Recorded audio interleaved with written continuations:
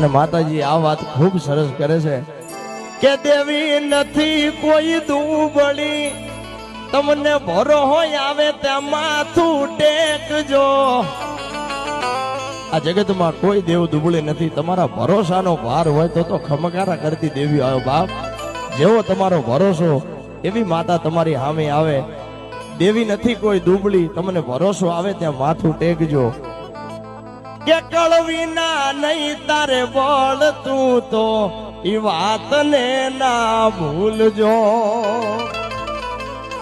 અને કોઈ કાપડે આવેલી દેવું હોય એને રાજી રાખજો। માં એમ કે છે કે હું નથી કહેતી કે મારા પાસે દોડીને આવો, તમારી કળની દેવીને પૂછજો।